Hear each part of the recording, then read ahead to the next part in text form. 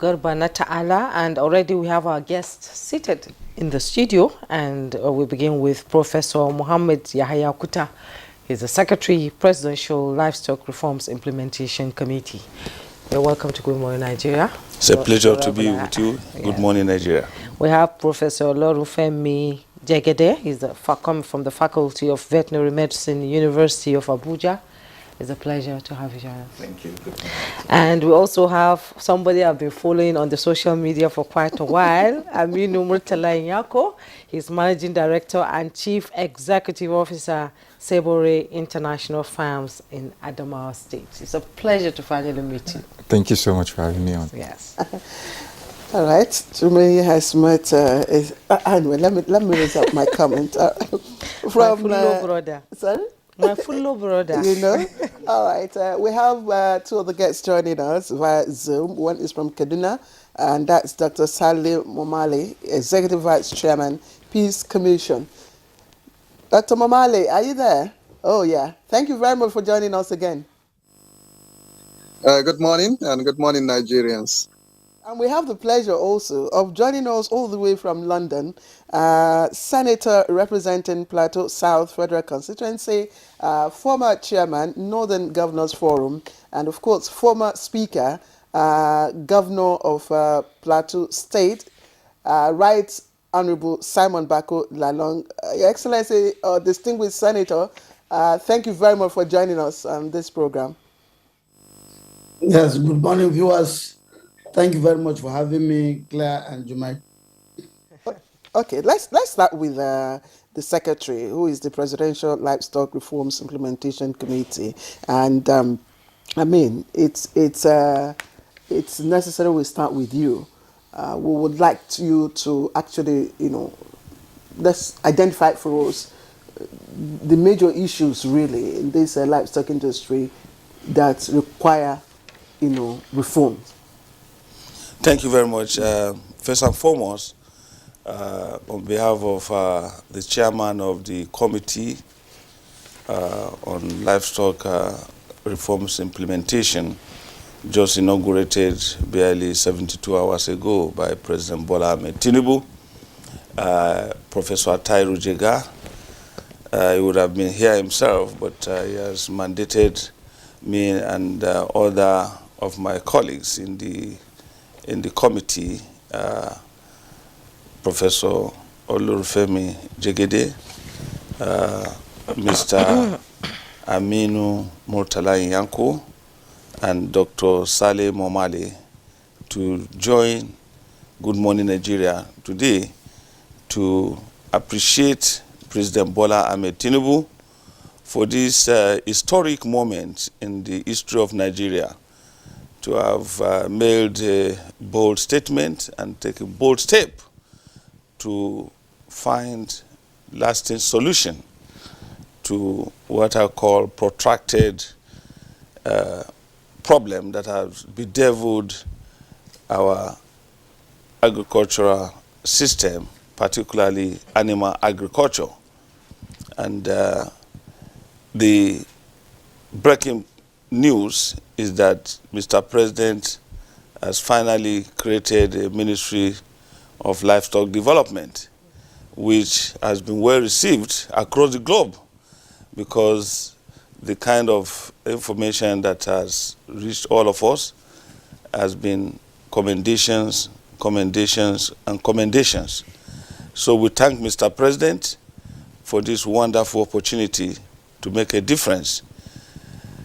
Hitherto, Mr. President in 2018 attempted to resolve this livestock crisis, especially herders-farmers conflict, and he tried his best until in 2023, February 13 and 14 precisely, the former governor of Kano State and the current chairman of APC,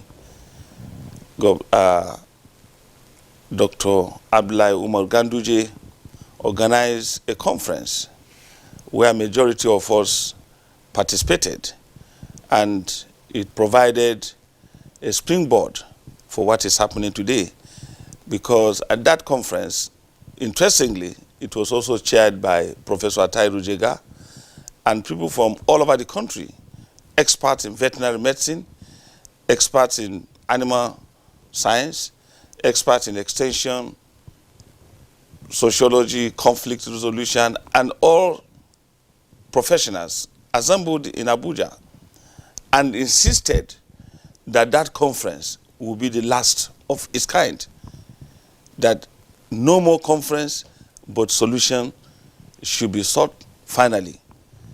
And on September 14, when President Bola Ahmed Tinubu assumed office, the chairman and the convener of the committee led us to the presidential villa to present the report to Mr. President.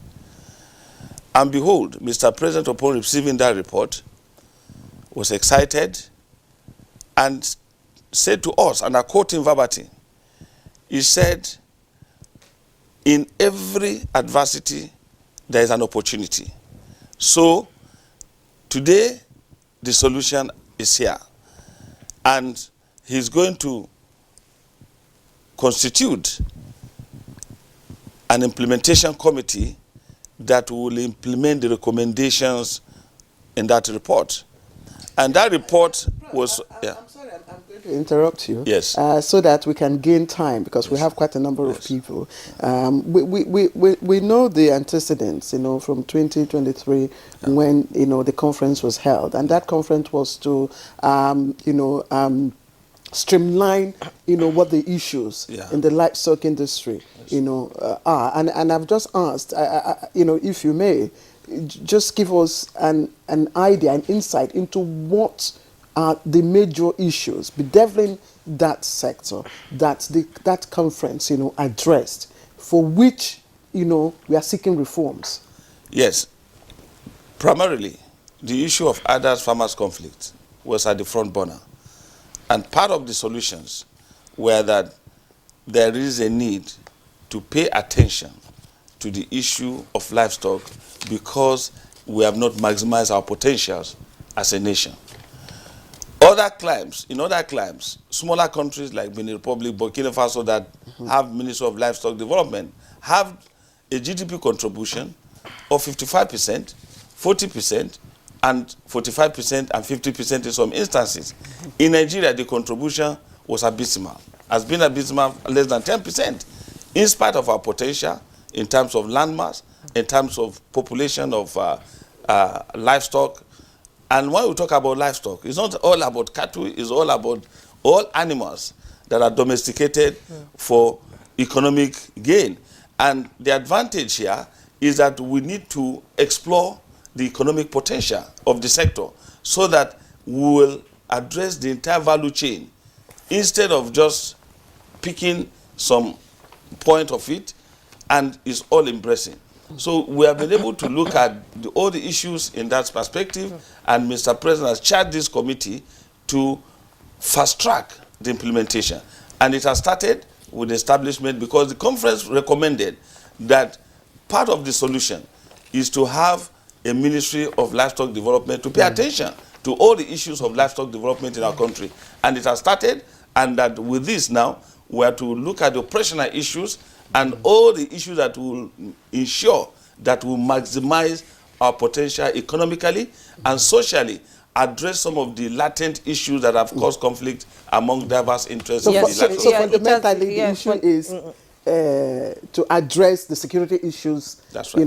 Exactly. Okay. You continue to talk about that when we return, but we now have to link up with Senator Olalong, who is joining us via Zoom from London. And Senator, you are an advocate of ranching. You've always said that ranching is the best option for Plateau State. And, one of the states worst hit by herder farmers clashes is Plateau State. And what is your take on this new ministry and, the process the president is going through to ensure that we quell the tension that is there in the North Central especially? And can you tell us how this report will be implemented in your area as a senator, actually? Thank you very much, Jumai. And let me also thank very much Mr. President for this idea, for this novel idea. For over 30 years, I would say more than 20 years, because from the 8 years that I was a governor, we were faced with these challenges. And every time, even moving to the governor, chairman of Governors Forum, I can see a lot of resource persons who have been very, very active on this. Professor Kuta was part of it, Mr. Momale, and then the representative of former Governor Nyako. Nyako, I must say, commend him. First, put me for 2 hours and told me, you must find a lasting solution to this problem. And that was when I became governor. So for me, I think the president has taken the bull by the horn. I've heard some people say that it will be duplication. What is duplication? We have been on this same issue using the same method and achieving nothing. Today, there is a movement or foundation for the creation of a ministry. Now it will implementation. I will say that a lot of it was done like that. That was the idea that came up with the livestock production program. But it failed because of what sentiments? A lot of sentiments. People are now moving religion. People became so strong and destroyed the whole concept. But for me, when I saw Professor Jega, when I saw the team, I said, yes, I have a lot of respect for Professor Jega, because I know his level of commitment when it comes to issues like this. So we need a separate ministry with separate resource persons. All of them are here. All of them, I know their capacity. It is now moving, drawing the publicity aspect of it. Let people not put religion into it. Let people not put ethnicity into it. It is a very life, it's a venture that will take us away from the farmers herdsmen predicament that we are facing, not only in the north now, all over the country. So if we have this aspect, today we are faced with food shortage, now crying of hunger because of insecurity. People cannot no longer go to their farms. And when they say, look at these are solutions, let us use these solutions to address it. You see infiltration of religion and ethnic issues that will destroy a very beautiful concept. So that was why I started with commending Mr. President for taking this action, and also the kind of people that he's putting. So the implementation, I've not read through the documents. I won't claim that I've read all, but when I saw them and I said this would be the same people, so that now that there's a ministry separated from the Ministry of Agriculture. When we started the concept, how did it die? From Ministry of Agriculture in implementation. A concept that was supposed to be implemented well under the former vice president was turned into an issue, and then just the mention of Ruga destroyed the whole thing. What is Ruga? Ruga was a good concept, but then the way and manner it was brought at that time in the implementation created a political confusion all over the country for a concept like this. Now we have Ministry for Livestock. Let nobody go and say it is Christian, it is Muslim, it is this. And then encourage those who are going to implement it, and we will find a lasting solution to the farmers' herdsmen problem that we have in Nigeria. Distinguished Senator, thank you. And, when we talk about livestock industry and reforms, we seem to be focusing primarily on, the herder farmer clashes, which is understandable. I mean, we all understand the reason why. But there are very critical issues that are also involved and need to be reformed. And that's why I'll ask you, apart from the crisis between the farmers and the herders, what are the other issues that would require attention that a new ministry, or in the alternative, in the words of Mr. President, an expansion of the Department of Livestock Production would resolve? Well, I think the ministry should do a lot of sensitization. You remember I mentioned it. Now, people, the Nigerians to Nigerians, anything you mention about livestock, they will think that it's all about cows. It's not about cows. It's all like somebody mentioned, Professor mentioned, it's all about domestic industry, the domestic industry, and also the value chain, the value chain. For instance, I tried to do that in my state, and I told them, it took me almost 6 months to explain to people that what we are doing is not all about farmers' settlement. It's about encouraging people to go into the livestock industry, which is which will now take a lot of our youth off on the street. We have a lot of land in some of the northern parts that are wasted. Now, because we are not using those portions, you see a lot of criminals will use it, will come to occupy that place and turn it into an enclave for banditry.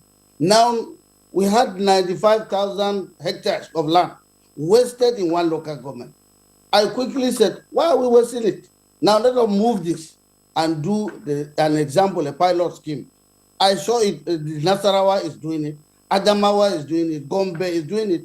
About 10 or 12 states were already doing it in the north. Now, if you have this concept and you demonstrate it with livestock industry, people will key into it. I have seen a lot of big men, even from the south, saying that if you start, if it is going, all we are avoiding is this stigmatization, or what people say, that anytime you talk about livestock industry, you are talking about one tribe. That is like you are trying to paint a tribe wrong. But I don't want to do that. But when you talk about this, let us take time. Like there's a ministry now, we must take that time. We must pay, that is federal government must pay that good attention. When I say good attention, it means that there must be adequate funding. Let them fund it and see. People will shift from all other industries and move into the livestock industry.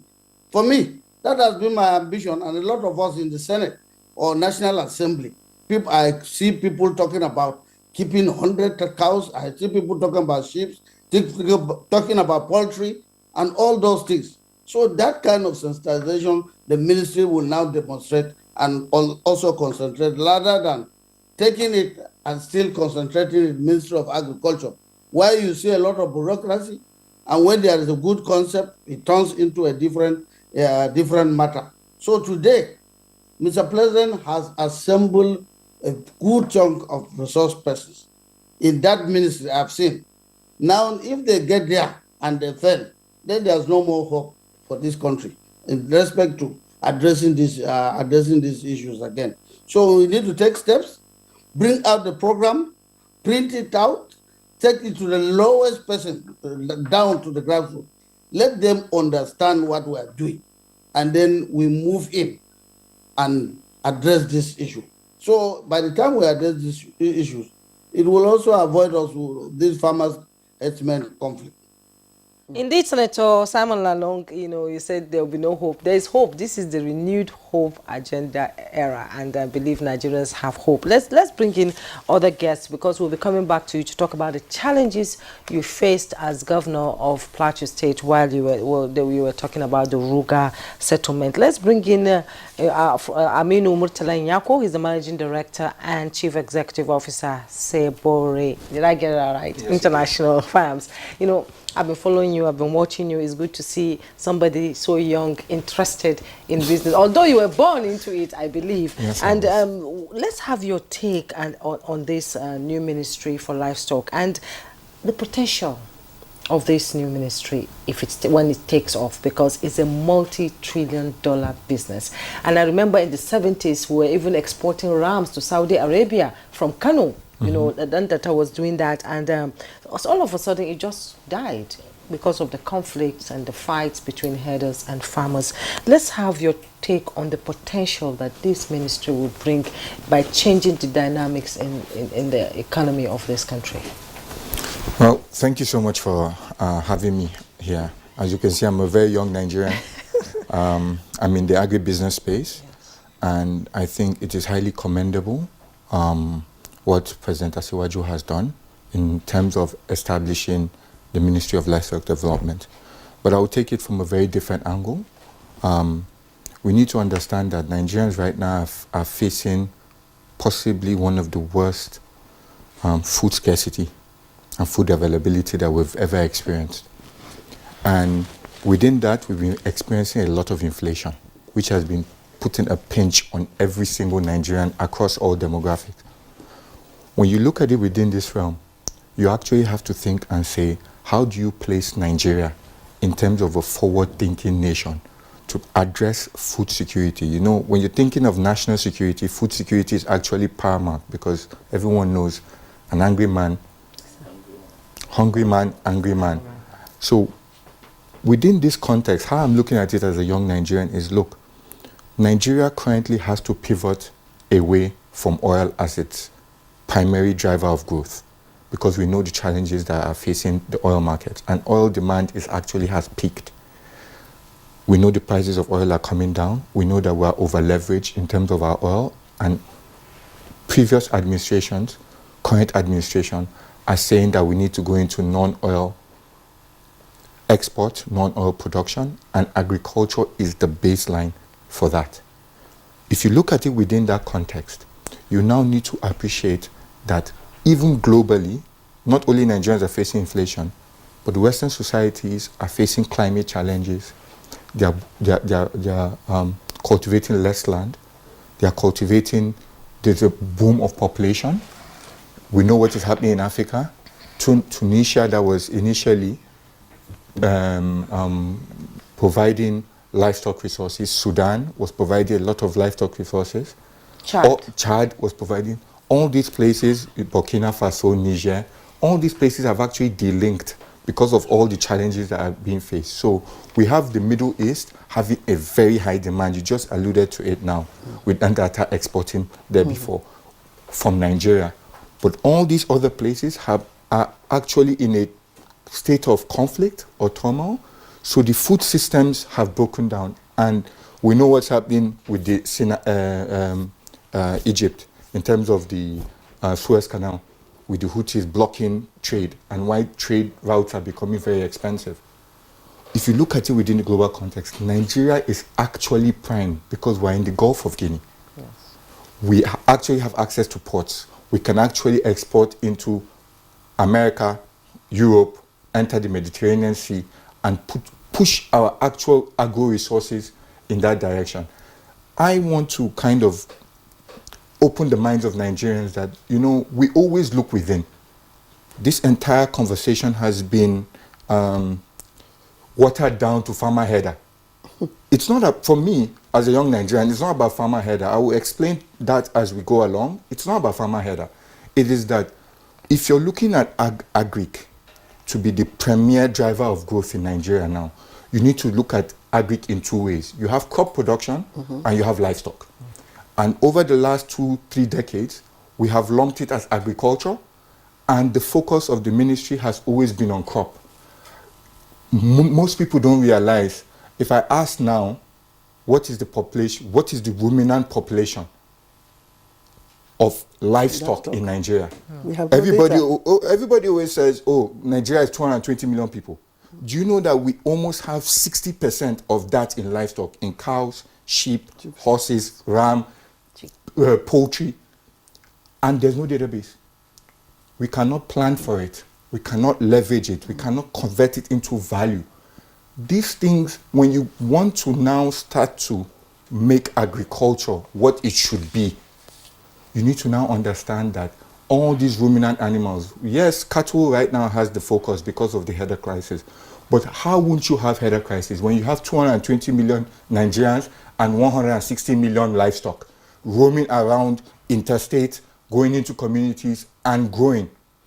You would, if you're not able to have a government body that can sit down, organize, track, integrate, develop, and plan, you will have chaos that moves into decades. And me as a young Nigerian, you people keep saying, the youth are the future, the youth are the future. The future that is coming forth is chaotic. And I commend President Asiwaju extremely for taking this initiative. For me, this is a very proactive initiative. That look, if we are going to say agriculture is going to be the premier driver of growth, then we're going to have a Ministry of Agriculture that will focus on crop. Crop is everything you know. Fruits, vegetables, tree crops, cash crops. It's already a big thing. When you think of livestock, you're now going to be thinking about foraging. You're going to be thinking about veterinary doctors, AI.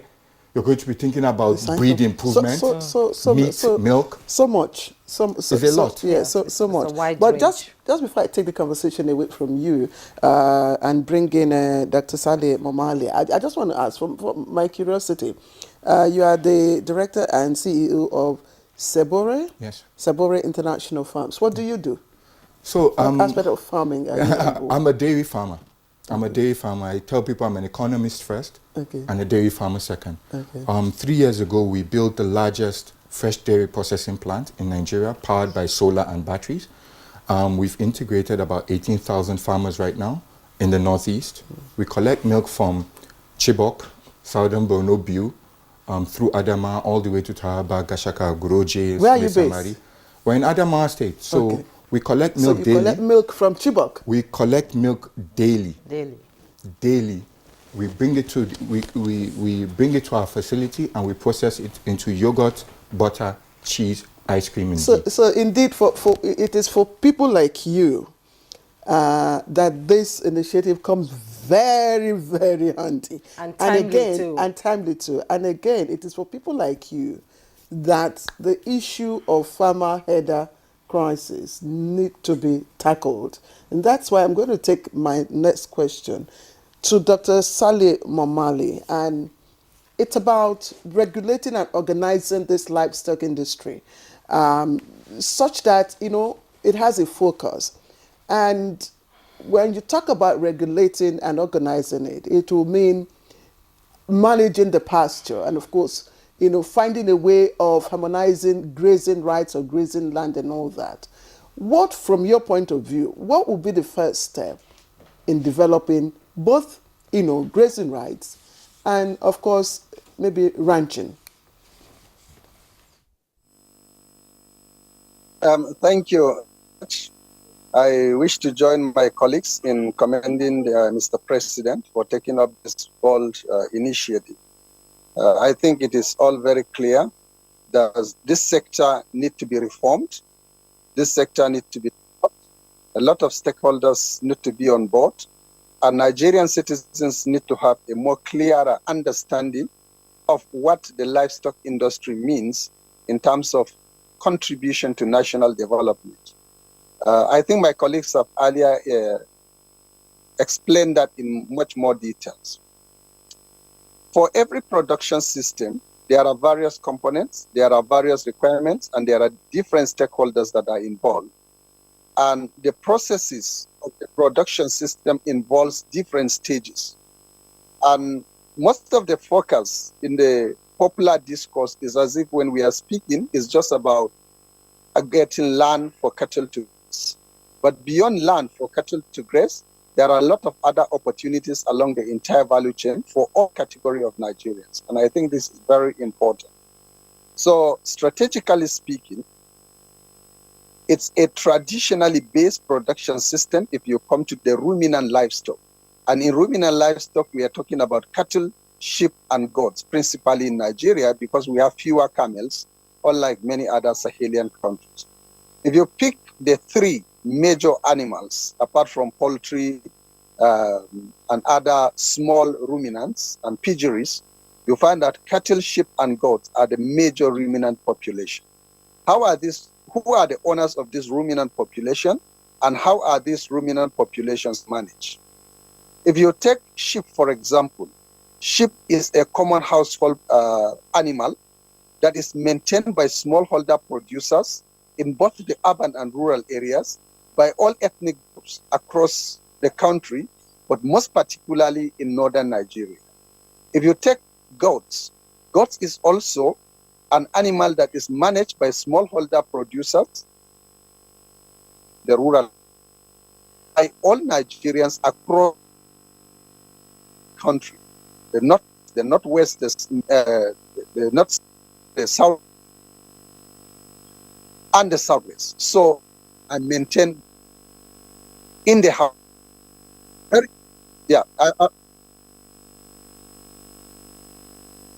So they are very important and critical livestock for the sustenance of the rural women economy, for the sustenance of smallholder producers. Then coming to cattle, cattle are more dominant in northern Nigeria, and they are livestock that are predominantly owned by the herders, managed under, peasant production systems with huge potentials for improvement. So how have this system fared, and how has it been managed, and why is it driving some of these conflicts? Now, wherever I speak, I always want to draw attention that the conflicts, although very devastating as it is not everywhere. It's most prominent in areas where the management of intercommunity relations, where the management of land resources have been altered by either population growth or by climate change or by the introduction of ethnic, religious, and other political considerations into the production system. So if we remove politics, we remove ethnicity, we remove all these negative considerations that negate the development of the sector, you find out that the cattle resources are a resources of the communities wherever they exist. So talking about that, we will, I think, focusing on developing integrated crop livestock systems for smallholder producers that promotes beneficial crop livestock exchanges between crop farmers and livestock producers, that integrate animal manpower into agriculture, as we are increasingly seeing, the use of work bulls to plow agricultural fields, the use of animals to support some of the key agricultural practices, the fertilization of our degraded soils using organic manure we derive from animals, the conversion of animal crop byproducts into viable and important livestock feeds that will increase productivity. We will begin to see increased livestock productivity, increased crop productivity for crop farmers, for higher productivity for animal producers, higher productivity and incomes for the varied stakeholders along the entire value chains. We will then begin to see increased private sector investment. We'll begin to see increased investment by rural producers themselves in improved animal production systems. And this will gradually lead us to the introduction of integrated farms that we are seeing by both large-scale investors, small-scale investors, and possibly international investors that will place Nigeria in a strategic position to contribute not only to the food security of its own citizens, but to the food security of the entire West African sub-region, and open up our potentials for the export economy to other countries. Importantly, most of our animal resources are still very useful and very, indigenous species that have very high productive capacities and which are organic. So implying that many of these biotic engineering that has taken place for some of the animal species in other climes, and people who are looking for these organic foods will rush to countries like Nigeria and other West African countries for organic products from animal resources. And these are huge opportunities that we will exploit. And I think this is the vision of Mr. President, and the committee and the ministry have an enormous task, just like His Excellency, distinguished Senator Long explained, to modernize Nigerians.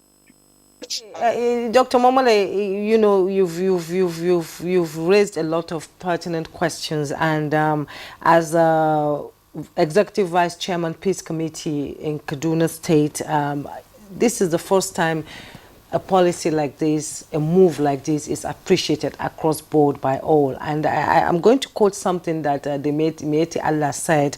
You know, they said, we as an association had for years been agitating tooth and nail to actualize the creation of a stand-alone ministry to modernize livestock production system, you know, in line with global best practices. Nigeria wants to move beyond this country, because when we see other countries like the Netherlands, UK, the US making so much tremendous amount of money from livestock agriculture in their country and contributing immensely to the economy, where do you think this ministry will take Nigeria, you know, traject it, you know, on the world map? I expect to see in the forthcoming years a robust ruminant livestock production strategy that will see our rural women who are managing small poultry, who are managing goats, who are managing sheep, being able not only to make marginal income, but to make enormous resources that will contribute to family well-being, that will contribute to income, improve life, improve livelihoods, improve nutrition for our young children, that will be able to provide quality education for our own children across the entire country. I would love to see a robust strategy that will place our peasant herder communities to now begin to manage their animals within their homesteads rather than, aggregating animals into big herds that are undernourished, that produce very minimal milk. I would want to see every herder woman owning her own animals within the backyard of their own settlement, being able to grow the pasture, being able to key into the forage production mechanisms and feed those animals to produce milk that is sufficient to feed our family, sufficient for the commercial market, and sufficient to make Nigeria to become non-dependent on the import of dairy products. I would want to see this ministry initiating efforts and engaging Nigerians so that we have a common front for the development of this country in a unified, a coordinated, and in a peaceful and harmonious manner. These are the challenges before us, and the ministry need to work with those of crop production, create integrated communities that see themselves as partners in the development of their own communities as well as the nation at large. All right, thank you, Dr. Mamali. Thank you very much for the issues that you have raised. Very, very fundamental issues indeed. But again, we know that livestock farmers, cattle, cow, goat, sheep, camel, whatever, will require a place, to farm, a piece of land to farm. Before even international farmers like Malam Aminu Nyako here, can even access them. For instance, if they have a particular location, Malam Aminu Nyako here would not have to go all the way to Chibok, to get his his value chain. I mean, the raw materials for his products. If he's based in Abuja, for instance, he knows he can easily go, access those facilities here in Abuja and all that. So the issue of, again, land is a very touching issue when it comes to, livestock. I mean, that is the fundamental problem.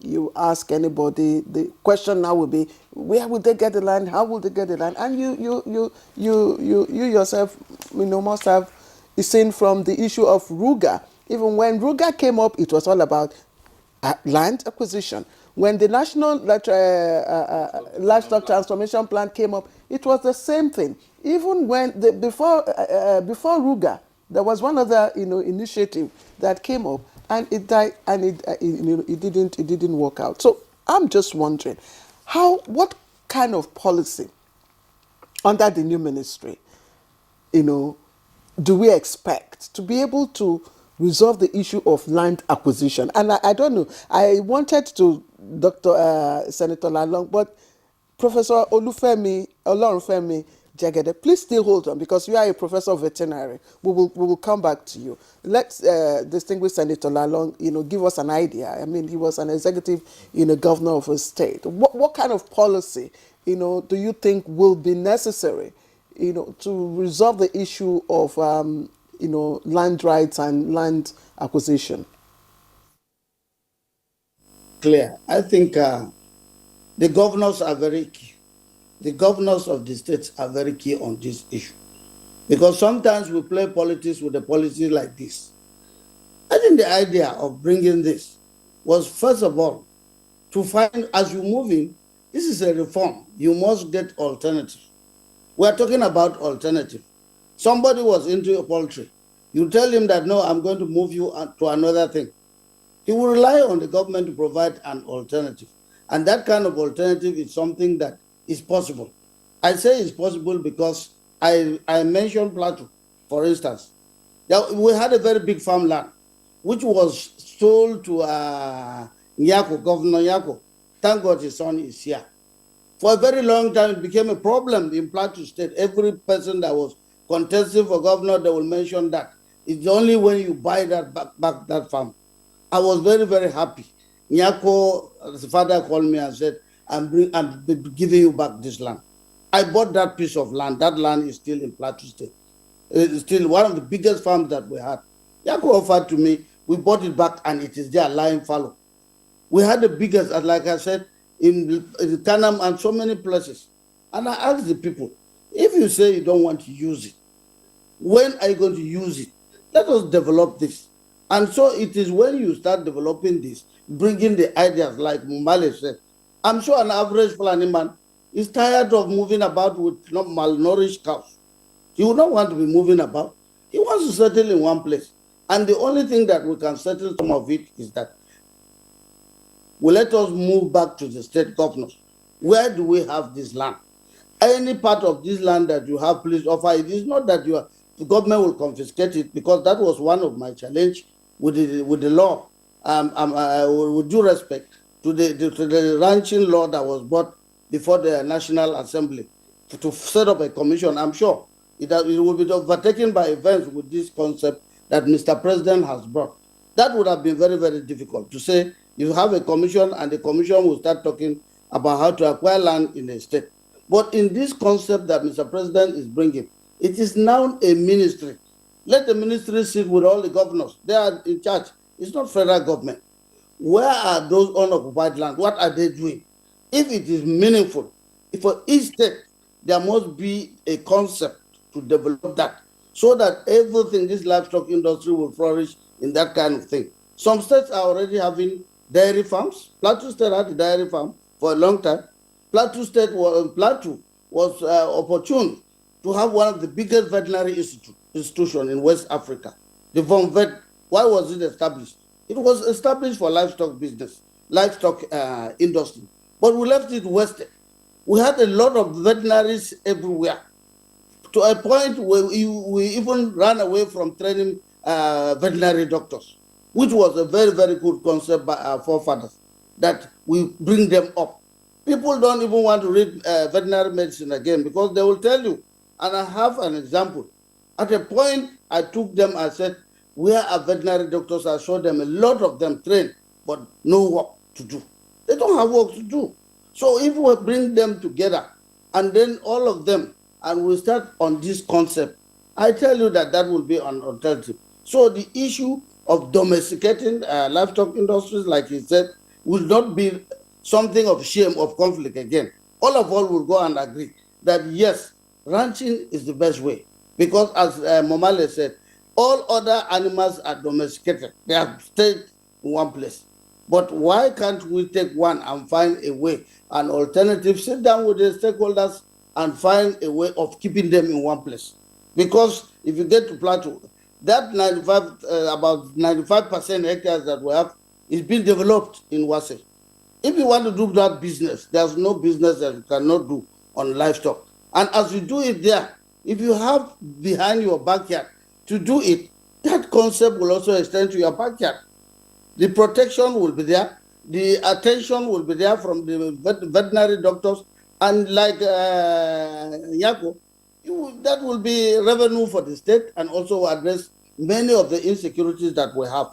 And I say that because we have a lot of resource persons. And when I said, if this one fails, as a DG of the Renewed Hope campaign, I know that it will not fail when we have resource persons like this. Yes. So let us look at Senator, along, we're all aware of your drive, to ensure that this I'm sure you must have been part of those people who said we need this ministry to exist in Nigeria, and talking about the millions of veterinary doctors who have been graduating from universities across the country. Let's bring in Dr. Olorunfemi Jegede. He's the Faculty of Veterinary Medicine. What does this mean to you? The immense opportunity in employment across the value chain. What does it mean? Are you excited about this? much more than excited. We're more than excited. That's But Yes. let me also join my other colleagues in commending and appreciating Mr. President for this bold move in creating this ministry. I think he has actually taken the bull by the horn. And for us in the veterinary profession, I think it's a dream come true. We had actually been looking forward to a time like this where a ministry will be created for livestock. And because of course the opportunities are endless for us, it then mean that it will strengthen the capacity for disease surveillance and control in the country. And not just the animal, it will also help in coordinating animal, human, and environmental diseases, which we call One Health. You know, this One Health will now be strengthened. And then, of course, we know you can't talk about livestock without health, you know, health aspect coming in. So it then means that even the institutions that are, you know, that are saddled with the, that are saddled with working to develop preventive ways that you can have in animals to make them, you know, be more healthy. They will also be more strengthened. And policies on livestock and livestock disease will also become, you know, strengthened. But above all, I want to say that veterinarians that are out there that are graduating will now look forward to, yes, I'll graduate and I'm looking forward to getting myself employed, either in the private, because there will soon be private sector coming into it massively to establish farms. And when they establish farms, of course, they need to employ veterinarians, you know, in such farms. Even government, even the ministry itself, you employ veterinarians much more. And also, I want to also say that for such a ministry that is created by Mr. President, the interplay or the disease outbreaks will better be managed by such ministry, because that is what you are created for now. We will not wait until when disease spread. For example, recently we had an outbreak of anthrax that we had not too long ago in the country. Now, when such is on, it's almost like, you know, quick.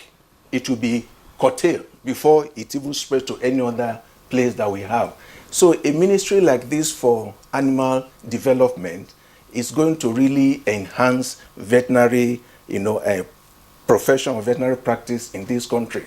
And many more people will now be encouraged to go in to read veterinary medicine, because they will now be confident that when I graduate, there is hope for me that, yes, I will get job. It will not be a case where, because, you know, some people didn't plan to read it, but somehow, you know, they find themselves they are reading. And because of that, when they even graduate, the enthusiasm will not be there.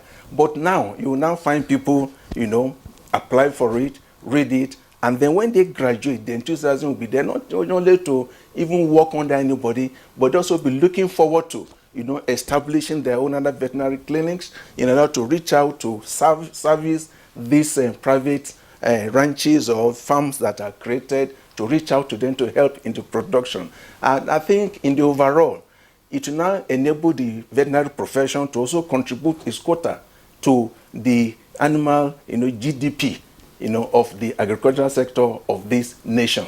And that will quite, you know, improve the country's agricultural or animal protein intake. And also, you know, even in the exportation of, we're talking about it opening the borders for exporting our livestock product. But if you're exporting and there is no proper, you know, check, veterinary check, then it will be rejected. But now, if they know that, yes, you have qualified veterinarians who are there working in such farms or in such establishment to export it, then they are meant to be at peace that, yes, any animal coming from them, we are sure that it has gone through the quality control, you know, in terms of health check that it should. So I think for us in the veterinary profession, it is honestly a dream come true for us, and we are quite excited about it, and we can't wait for the ministry to, take off fully so that we can also come in and contribute our own quota. Including your students too? Oh, yes. Just before we take a break, I'm wondering, what is it really that excites you? Is it the creation of the ministry, or the reforms, the holistic reforms in that sector? I'm just, because you're talking about the ministry. Oh yes, the ministry will provide us with the Ministry of Agriculture is already in existence. There's a department there that is supposed to, address the issue of livestock. Yes. So for veterinaries, what is it specifically and relatably that excites you, that now makes you, or will now make you more involved, more active? Okay, now, I'll just give this analogy. You have the man that have, say, maybe 2 wives, for example. You have 2 wives competing for attention of that same man. But now, you have now been assisted, you have only 1 husband. And you should know that all that attention you will get. What I'm trying to say is that the ministry, the health, is a department under the Ministry of Agriculture as it is now. And there are several other departments in that ministry. But now, when we have with creation of this Ministry of Livestock Development, then the issue of, veterinarian going into full-fledged, whatever problem will be hindering them, they are not to, go into their full potential, will no longer be there. We will all now come out full potential, and because we know, yes, we have a ministry that yes now, looks at us as a professional and what you should be, and our potential will all be there. So I'm saying that by the time this ministry go full-fledged, as it has been, pronounced and created, then veterinarians, I think the sky is the beginning for us. It's a stepping stone, actually. So this is a cover. It's a cover for veterinary doctors. Yes. So you are no longer, a department now. Under the whole Ministry of Agriculture control. You are now a full husband. Yeah, we are a full wife, I should say, that has a husband to give us attention. Yes. Thank you. We'll be taking a break, and we'll be discussing about the challenges and solutions and the reference terms of this ministry. We'll be right back. I'm coming to you, Professor Kuta. One important aspect of this new ministry, the terms of reference of the committee and all that, is the cattle routes. Existed before, the passage for cattle to pass from countries coming into Nigeria and beyond Nigeria. Are we going to still map it out again, or the government will just use the existing ones that were there before? Because if these cattle routes exist, we won't be having all these farmer header crashes, don't you think? Well, thank you very much. I think during the inauguration, Mr. President made it clear that it will be statewide implementation, and that is why the terms of reference is very robust, 16 items on the menu, and part of it is that engagement with the subnationals, especially the state governors. And I was not surprised when the chairman of Nigerian Governors Forum and the governor of Kwara State, Alhaji Abraman Abrazak, was there, and the chairman of the Progressive Governors, Governor Hope Uzodinma, was also in attendance. And in the engagement that ensued between the chairman of the committee, Professor Tairu Jega, and the Governor Abrazak, there was this plan to have a conversation with the 36 governors at a point, so that all these issues you are talking about will be addressed, so that we have understanding, so that you don't prescribe, you look for bottom-up approach to addressing some of the issues. They were clearly stated. And also there is a terms of reference that deals with the ECOWAS protocol in terms of transhumance and the movement across borders.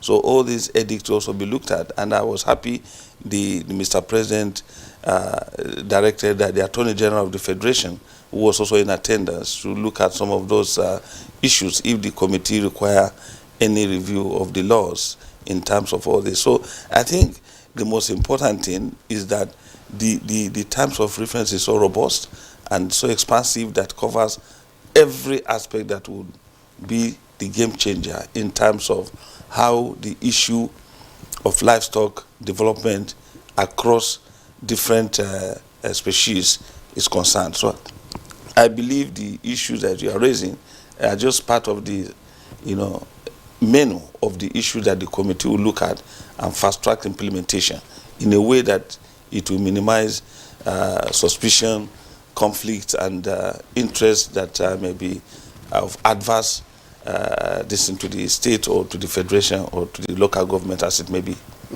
Okay, let me also bring in Mutala Nyaku to the conversation. And inaugurating the implementation committee yesterday, Mr. President, mentioned, key perceived, would be challenges. And he talked about legal issues. He talked about budgeting and funding. He also talked about innovation and, technology. And you have also brought up the issue of data, which is absolutely lacking at the moment. And also in his speech, the recommendation of the committee was to either create a full-fledged ministry of livestock and development, or in the alternative, in the words of Mr. President, expand the Department of Livestock Production. Now, if you consider all of the encumbrances involved, what would be your advice? Would it be to go ahead and establish the ministry? Will the establishment of a ministry resolve all the issues, in the livestock sector? Or would it be more convenient, given the need for funding and other issues, to just expand that department? Well, thank you very much. But as you know, the words of Mr. President is sacrosanct, and he has taken in his own wisdom. He said, he gave, yes, because I think he was making reference to the recommendation of the committee. He said it would be good to create a centric ministry, or in the alternative, if you read the report properly, expand the Department of Production Services. So I would tell you in this way: however route you go, the end state, the vision is still the same, which is you need to unlock the livestock potential of Nigeria for any kind of meaningful growth to be contributed to GDP and help our food security issue. In terms of the apparatuses of government that you choose to do, that is left for them. I'm a private sector person that has, in my own right, unlocked the latent potential in Adamawa State and the Northeast. I want to give you a bit of context so that you kind of understand what this value proposition is. There is livestock potential that has not been touched at all in the last 40 years. What we've been doing is private sector individuals have been, in the plainest of words, killing cattle, killing ram to eat. If you know one today in Nigeria that has eaten a piece of meat in their pot, can tell you what cow that came from. You not being able to detect what cow it was, what is its pedigree, where was it slaughtered, when was it slaughtered, already makes that piece of meat ineligible for export. For you to be able to say you want to have agriculture and your livestock become the premier driver of growth, there are things that need to be upgraded at national and international scale that cannot be done by a singular department. It has to be a consciousness that is put together, that is able to track, organize, integrate, vision, plan, and execute it at such a level that it can unlock value for the entire Nigeria. What we've done in our state, we mentioned things about land allocation and some of these things. Let me tell you, Nigeria already sits on resources, and I say a lot of times, the resources confuses us, and that is why we're unable to unlock it, because we're so blessed with bounty. Our mentality has now become one of disorganization. What we did is the Northeast, now Nigeria has challenges of insecurity everywhere. But you do realize that the Northeast have had those challenges over a decade, since the Boko Haram era in earlier times. So private investment never went there. And what I tell our farmers all the time is, look, there is no messiah coming to save you. You have to look at what you currently have, which is your cattle, and how then do you convert that cattle into wealth. And what we decided to do is, look, everyone that gives us milk, as at this morning, we've integrated them, we educated them, we provided them NIN, BVN, phone, mobile wallet. Is completely cashless program. We test the milk. I can tell you this individual farmer in Kaurami or this individual farmer in Groje brought this amount of liters, and this is the quality of the milk from his cattle. We know their GPS locations of each individual person, the tracking systems that we're saying. I'm not a technology person. These technologies are currently available in Nigeria by NIDA, by the CBN, by the banking system. We've just not integrated it and organized it at scale to be able to unlock value. And just to give you a bit of last context, here is the individual farmer that has 150 cows is probably sitting on 75 million naira. And the cash flow that I generated from 10 cows is 180,000 naira a month. What I'm trying to tell you is that I'm only talking about dairy. If you think about meat sector, a cow today... Sorry, yes. I agree with what you're saying. I mean, there's no doubt about the value, of all you're saying. I'm just looking at the need for the apparatus, for the platform, to organize and integrate, so we achieve it. And I want to ask Professor Kuta, if you look at now, at the last count, I know we have more than 40-something ministries. And if you look at all the ministries, for instance, let's look at even the Ministry of Agriculture. At the moment, you know what the prices of foodstuff, are in the market. The federal government has had to come in to say, look, just remove duties and tariffs. There's a whole ministry. Yet we are having issues. Are we not going the same route by creating another ministry, for livestock? Is it not just when we are still talking about, bloated, cost of governance and all that, and we are still looking for funds? I think you are getting it wrong, because we are talking about economic of scale. If you invest 10 naira, and the probability of getting 100 naira is possible, are you going to be afraid of investing 10 naira just because you don't want to, so we have to maximize our potential. If you listen to Aminu very well, he has demonstrated that it is possible. In Niger State, I serve as secretary to government, and under my watch, my boss created Ministry of Livestock Development in 2008, 2007. It is possible. This is not even now at the subnational. It is possible if you develop the infrastructures. If you develop the infrastructures, you train. There are other ways of achieving. Yes, as part of the mandate of Mr. President, is to provide the infrastructure that will be needed to drive the entire livestock development. So if we have to talk about right now as we're talking, the 26-man committee have gone into subcommittees, 5 subcommittees. Aminu is leading the business model because he has the capacity to drive, he has experience, both local and international, to leverage on. And so many experts in the team.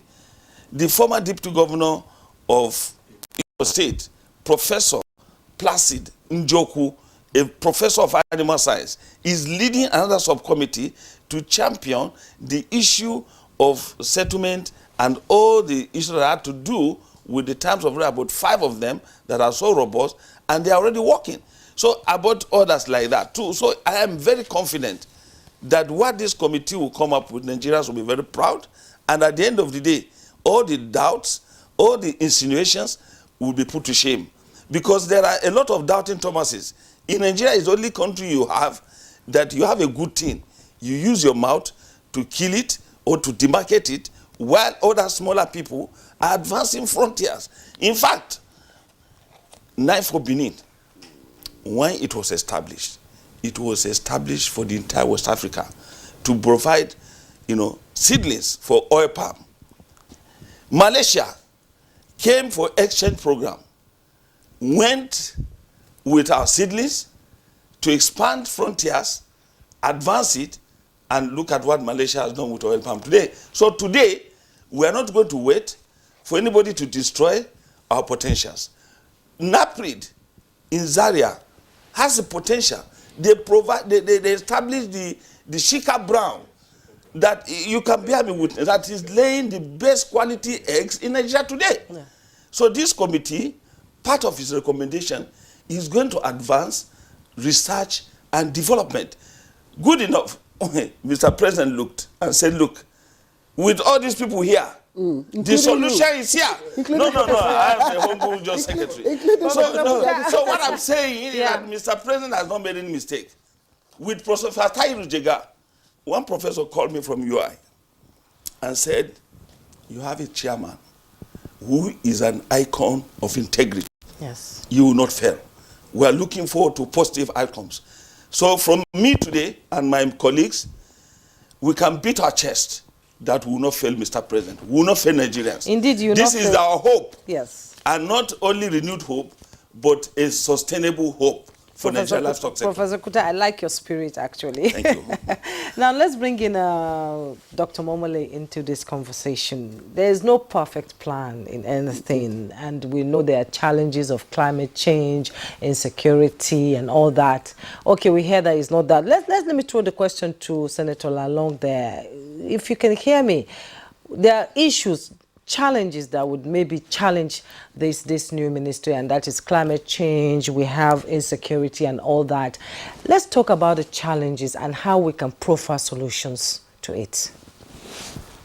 Thank you very much, Juma. I will say that I was following the arguments because the questions you asked, why industry? I will say that, yes, this issue of livestock has posed as a very serious security challenge now to the country. Why were we unbundling NNPC? It was because of the importance of what? Unbundling NNPC. To us today, if there is a need to move from Ministry of Agriculture, I know I've been in government, I was a governor, to a separate ministry if you want to give attention to the livestock business. We must, for me, there's no need talking about the expansion or of the scope. I know what obtains there. What we'll do is let us try a different approach. We cannot be using the same approach to get on to the same result. So the ministry is necessary. Let us get the ministry. Let us provide the funding for them to do a different thing so that we can achieve a different result. Livestock is very important in terms of the revenue, in terms of the GDP, and also in terms of employment. I will say employment. Today we are talking about taking many of our youths off the street. It's not only about veterinary doctors, because it's about engagement. By the time we do engagement and empowerment, a lot of our youth will go into it. People will move in it. People will not be talking about petrol again or the oil industry. That will be an oil industry. Those of us in the north, that is our oil industry. Why are we focused on solid minerals today? It's because of we are diversification from petrol. So if we have to move away from petrol, the idea of these items are very, very important. We require a full-fledged ministry to take about, like Professor Kuta said. I know that there are a lot of components of this report, a lot of components. You really want to do that because we need it now. We need it now to address the insecurity. We need it now for business. We need it for the economic advantage for not only the country, but also for the subnationals, for the state. And that is why I said it is very important in the implementation to take the governors along. I know what it will happen. To take the governors along. Once you take the governors, by the governors I mean the states, who are now having the control over land. Because the business of government is to provide enabling environment. You are not saying that it is government that will do it. But when you provide that enabling environment for stakeholders to come in, like the Yakos, that everybody, you would have taken away many of these problems. And so let the ministry be focused on providing the enabling environment, and you see how many people that will be engaged in the livestock business, just like people are moving also into agriculture. So it is when you get there that you solve the challenges you are talking about. You will solve the problem of insecurity. You will solve the problem of Okay, distinguished senator. In just few seconds, if you may, I know that at the subnational government, the state executives may also have their priorities. You know, where they direct their funding. Mr. President had directed, of course, the Minister of Budget and National Planning, of course, to make the budget and funding available, and you also have said let us fund it. But my question is, where do we get the money from? What will be the sources? At the moment, our production capacity is very low. You and I know that we are unable to even meet our benchmark production capacity. The strength of the naira is low against the dollar. Our reserves, of course, we know what the state is. So I'm wondering, where will the source of the funding come from? Well, that question should have gone to Professor Kuta. But then let me tell you that when something is important as this, by the time you are talking of unbundling, you would also have been thinking about the source of funding. By the time the government is going to provide, like I said, enabling environment. When you provide the enabling environment, funds will start coming in. Funds will, even from international, even from foreign donations here and there. Because the business of livestock is not only for Nigerians. People who come from different places. For me, I am not afraid of the success of this ministry. But let it be that there is integrity, like I said, being provided in terms of the leadership and the management, and funding will not be a problem. I'm a senator of the Federal Republic of Nigeria. If you ask me, by the time it comes to the Senate, we are going to give it a very big priority. So when you're talking of funding, don't be afraid. The ministry will not be afraid, because this is an area that requires a lot of attention. So I am not a governor now, and I'm a senator. I know that I will be speaking for my Senate president. I want to distinguish senator. There he directed the commission, Minister for Planning, to find a subhead for it immediately, and the Minister of Finance to go and address the funding issue. So we're not afraid, because Mr. President has pronounced it's a proclamation, and I'm very confident that it has come to stay. And so all the Towning Thomases should go and think about another thing. On the very positive note, let us use this opportunity to commend NTA for leading the vanguard in terms of positive sensitization. We all call on other media to take it easy and allow this thing to work. They are doing their job, but we should be patriotic, just as Mr. President said. Let there be no stain on our flag. Okay. Let us there will be no stain. Yeah, so that is thinking. a positive move, and I commend NTA and all your actors. Well, that's why NTA is here. We're here to create awareness on any policy that is being dished out by government, so that people understand it better. Let's bring in the Professor Jegede into the conversation. And can you tell us, what incentives should be provided, to people who want to go into livestock agri and to take advantage of this initiative? In just 30 seconds, because we have run out of time. Just like the Senator said, the government should provide the infrastructures, should come in for people to be encouraged and interested into this. For example, I will tell you this. Now, these people that roam about, they roam about because of lack of certain things. If they have those things where they are, they will sit there and they will not roam. I tell you, you provide maybe source of water, you provide, they have source of grass there, they have also, marketing. They will not roam about to anywhere. They do all that because those infrastructures are not there. And this is what government should look at making available. And once those things are there, I can bet you that this, issue of ranching or whatever will, come Okay, to just your to last, rest. also, in your advice to the implementation committee, because they have the honors. Yeah. Oh, you are He's a member. Oh, okay. Yes, yes. Okay, so Your last tell words us, in what 30 would be your seconds, please. first step now, in implementation, the line of implementation? 60 seconds. So for me, I would just say this, is in an era of limited resources, you must prioritize. And you must prioritize your resources in places that you see growth. And I think the ministries, like you said previously, were created in an era of largesse. Now we're in an era of scarcity. We need to prioritize resources in areas that we know growth, and I know livestock can become What would be the first thing you're looking at now to implement? creating the enabling environment so that private sector funding can come and support livestock industry in Nigeria. All right, Aminu Mutala Nyako, Managing Director and Chief Executive Officer, Sebore International Farms, Adamawa State. Thank you very much. We're glad to have you. And my sister here is particularly excited to have met you.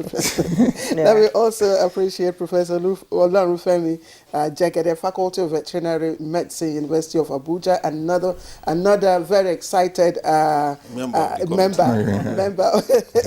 And here in the studio also, let me thank my very good friend, Professor Mohammed Yahya Kuta, Secretary, Presidential Livestock Reforms Implementation Committee. Thank you very much. And pleasure. just before we go, distinguished Senator Simon Bako Lalong, and former Governor of Plateau State, who joined us via Zoom all the way from London. We thank you.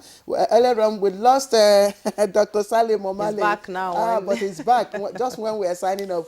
Dr. Omale, we do apologize. You are a very good, resource person, and I'm sure that when we take up the ministry in full-fledged, we will be able to. He's also a member of the committee. Thank you, Dr. Saleh Momale, for your contribution, and of course to you for being part of our conversation today on Good Morning Nigeria as always, and is a daily tonic. I am Claire Adelabu Abdulrazak. Bye-bye. I'm Juma Yusuf. Do have a great day.